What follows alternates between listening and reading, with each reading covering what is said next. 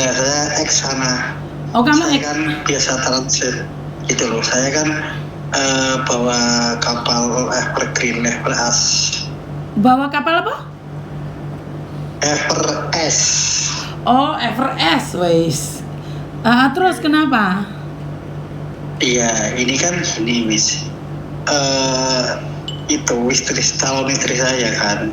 Dia kan paperan kan, tak suruh pulang, nggak mau, katanya mau cari uang dulu. Gak usah pulang, uang saya udah banyak, aku bilang.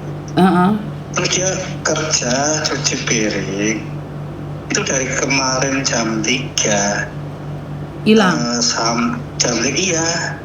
Terus itu tak tanya temennya, satu kontrakan juga gak pulang, telepon saya juga.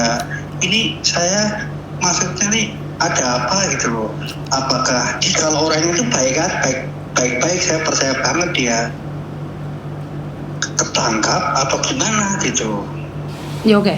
Kalau untuk menjadi paperan bekerja resikonya pastinya sampean sering lihat konten saya kan? Iya.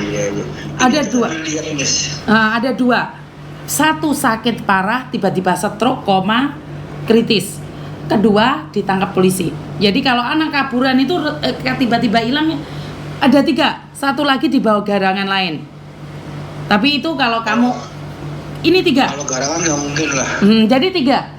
Jika orang tiba-tiba ngilang di Hong Kong, apalagi paperan ya, ini apalagi bekerja. Satu, sakit kritis, karena sakit kritis tuh nggak ada yang tahu loh mas.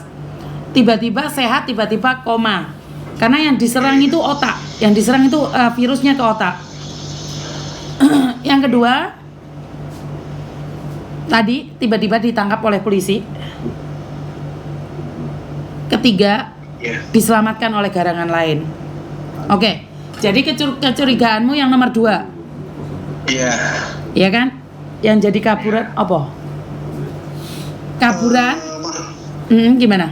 Paperan kalau ketangkap itu kan otomatis kan bekerja kan melanggar hukum itu kan. Betul.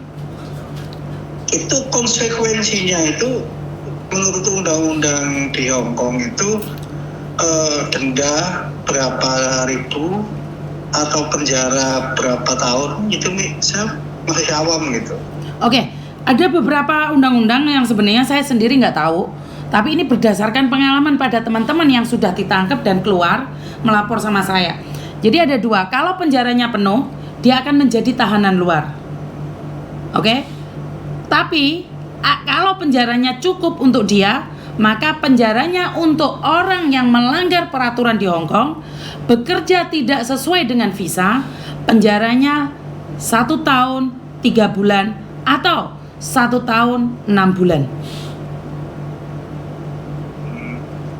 Jadi tidak didenda, tidak dideportasi, tidak diapa-apain, dia harus menjalani hukuman itu. Dan kalau dia dihukum, dia itu bisa mengirim surat ke kalian.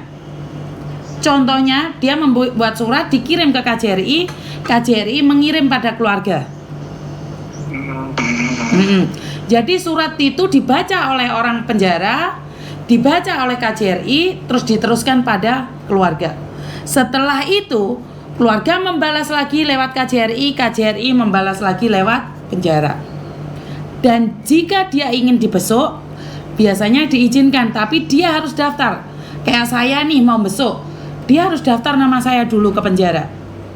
Tanpa izin dia yang di dalam, saya nggak bisa masuk ke penjara. Tanpa seizin orang yang mau dibesuk itu. Betul. Jadi kita tiba-tiba masuk penjara itu nggak bisa mas, ngecek itu nggak bisa. Kita tidak diberikan informasi apapun. Kayak gini saya tiba-tiba telepon nih, saya nggak akan diberikan informasi apapun. Alasan teman-teman saya ngecek ke itu nggak ada juga. Nggak bisa mas. Kalau semua nggak bisa semua. Nggak bisa. Saya aja yang sering datang besuk teman-teman yang ada di penjara tanpa seizin yang dalam. Dan walaupun kita ngizinin, tapi yang penjara tidak ngizinin, kita pun nggak bisa masuk. Yaitu resikonya bekerja di luar. Jadi kenapa saya selalu bilang teman-teman Jika kalian overstay, kaburan, bekerja di luar, ingat setiap pagi harus telepon keluargamu, memastikan kamu baik-baik saja. Karena kalau kamu tiba-tiba nggak ada kabar, berarti kamu ditangkap. Itu Miss Juni selalu buat konten itu, mengingatkan. Iya, jam 10 pagi itu video call saya mau berangkat gitu kan.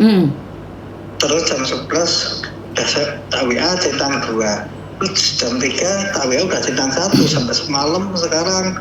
Saat telepon nggak ada, terus saya telepon teman kontrakannya katanya belum pulang. Iya nggak ada Mas, orang berpikir bahwa masuk penjara terus ditanyain kamu mau telepon siapa, itu boleh tapi lokal, internasional nggak bisa. Jadi beda, penjara sini jangan seperti yang kalian bayangkan bahwa bisa dihubungi, menghubungi, nggak. Penjara ya penjara, totalitas. Jadi nggak ada hubungan dengan orang di luar. Untuk bantuan hukum itu misalnya bisa? Apa yang harus dibantu Mas? Dia salah nggak?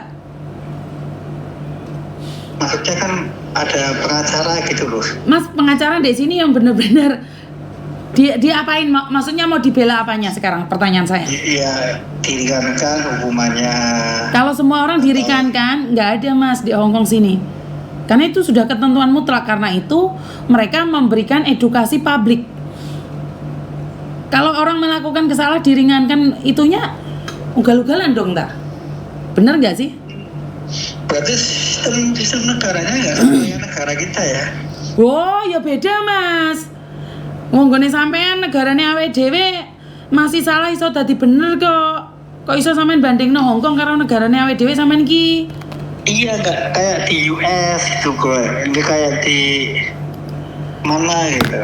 Ya nggak bisa dong. Satu-satu negara pun kan punya ketentuan hukum masing-masing Mas. Kita nggak bisa intervensi dong. Bener nggak? Nggak bisa. Nggak bisa. Sepengalaman apapun dirimu di negeri orang lain, Hongkong ya beda. Bener nggak? Iya. Satu diomong paling transit bongkar muat seminggu langsung keliling lagi ke Taiwan, ke Dubai, ke China, ke Hangzhou, Beijing. Itu saya. Itu masih mending, dia nggak kasus narkoba. Kalau di narkoba di Cina langsung hukumannya selesai, nggak usah sidang. Dia cuma cuci piring. Iya, kalau dia tidak pernah ada kriminal lain, dia tidak. Saya nggak tahu Mas. Jangan bilang tidak. Mungkin dia jual ATM atau apa-apa. Kan kita nggak tahu. Kamu juga nggak tahu. Bagaimana kamu tahu? Nggak tahu. Sebelum dia jadi kaburan, dia jual ATM atau apa, kan kita nggak tahu Mas. Jadi sindikat, kan kita nggak tahu. Dan jangan terlalu yakin bahwa sampean menjawab saya tidak loh. Kita nggak tahu. Banyak orang melakukan kriminal, teman kita sendiri, saudara kita sendiri, kita nggak tahu loh Mas. Jadi sampean bilang kayak gitu, ya itu hukumannya paling ringan adalah 1 tahun 3 bulan atau 1 tahun 6 bulan. Kalau melanggar peraturan, itu jika tidak pernah melakukan kesalahan lain. Ya. Jadi hukum negara-negara pastinya beda-beda ya.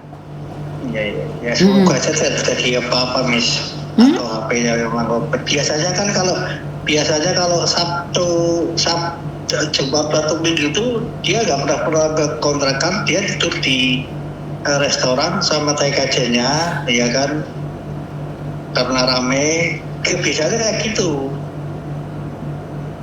Ya seperti yang saya katakan, berarti kan walaupun dia punya uang, kamu punya uang, tapi kan dia nggak ingin pulang Indonesia Mas. Kan berarti masih enakan Hongkong. Padahal ya Hongkong kalau tok loh. Iya kan sampean cuma lihatnya seminggu Mas. Sampean kan nggak keluar di dunia luar. Sampean kan deloknya di panggone sampean tok. Coba lihat Hongkong secara nyata. Aku di Hongkong Miss. Ya mohon maaf ya. Saya udah hafal kelotok-tok lah. Kararis. Aku geluting ngono yo. Tahu bang wes apa wes permasalahan apa aja saya paham kalau di Hongkong ini kan saya sering nasihati orang-orang baru di sana jangan pinjamkan paspor ke orang lain yang bagus. Saya sampai mati kayak gitu. untuk utang misal sampai ngomong kayak gitu, Miss. Lah kenapa kok istrimu rela menggandakan kewarganegaraannya, kamu nggak ngasih tahu? Jika kamu sudah hafal tentang hukum yang ada di Hong Kong. Itu kejadiannya gini, Miss. Dia OS 2 hari. Terus? OS 2 hari awalnya. Terus? Ketangkep. Terus? Ya kan. Aku pulang aja bilang gitu. Enggak, aku gini.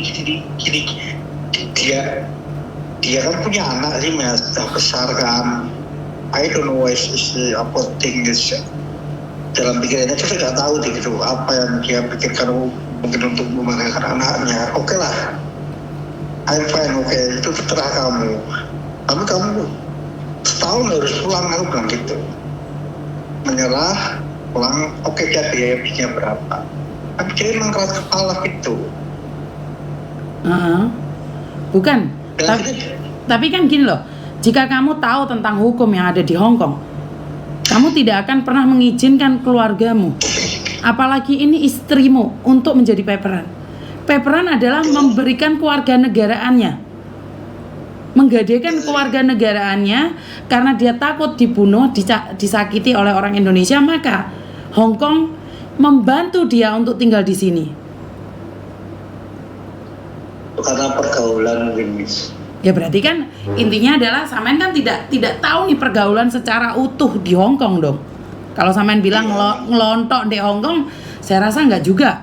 Karena secara logika tidak akan ada orang yang mengizinkan keluarganya menjadi paperan, apalagi istrinya, untuk menjadi paperan di Hong Kong. Satu, dia menggadaikan warga negaranya sendiri.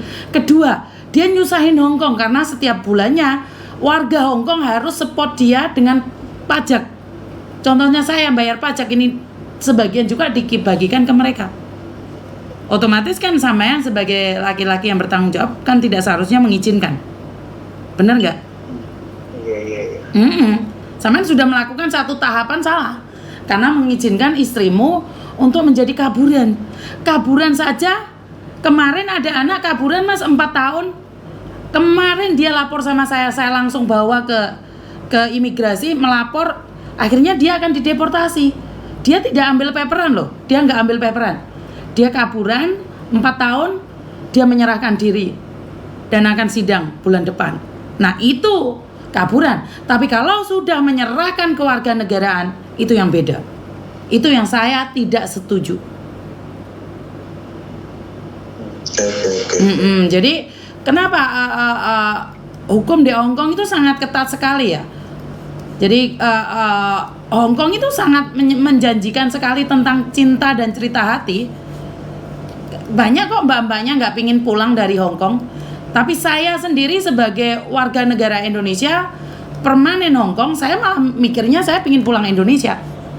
Saya lebih suka Indonesia, termasuk anak-anak dan suami saya. Kami lebih suka Indonesia. Tapi kan kembali lagi pada kepentingan dan kebutuhan masing-masing. Saya tidak bisa menghakimi, benar nggak? Iya. Karena menurut saya Indonesia itu sangat indah. Indonesia itu segalanya bagi saya. Tapi kan belum tentu bagi orang lain. Benar nggak? Yaudah, thank you, Miss. Oke, welcome. Oke, nggak terjadi apa-apa, Mas. Saya pastikan nggak akan terjadi apa-apa. Oke, terima kasih. Oke, terima kasih. Oke, teman-teman, karena tentang Hong Kong itu saya pribadi tinggal di Hong Kong, saya tidak begitu mengetahui peraturan-peraturan yang ada di Hong Kong. Saya nggak ngelontok, walaupun saya nggak pernah tarung sama orang ya, tapi saya nggak paham karena Hong Kong ini banyak sekali undang-undang dan pasalnya yang tidak saya pahami. Begitu juga dengan anak saya Thomas, kita pun harus nanya juga. Jadi buat teman-teman jangan sampai menyepelekan hukum yang ada di Hong Kong. Dan kenapa sih saya itu kurang begitu suka untuk berbicara dengan laki-laki? Saya minta maaf ya. Kadang-kadang keegoisan laki-laki itu mementingkan diri sendiri. Mereka ini ada beberapa orang yang komplain sama saya, live sama saya, sudah tahu dibilang live malah itu lakinya marah-marah. Ini bukan pertama loh. Zaman dahulu bulan Maret itu ada juga laki-laki yang marah-marah sama saya karena mungkin dikritik oleh para netizen. Saya nggak tahu ya, laki-laki sekarang itu gampang baperan dan emosinya tidak terkontrol. Jika diangkat 10 tahun tetap digaji sampai bertengkar, solusinya nggak mungkin kan, tetap 2 tahun ini kakak saya ini ada orang bilang bahwa nggak digaji selama 2 tahun. Nggak mungkin juga, ini aneh-aneh aja ya curhatannya ya. Halo? Halo, kenapa Mbak?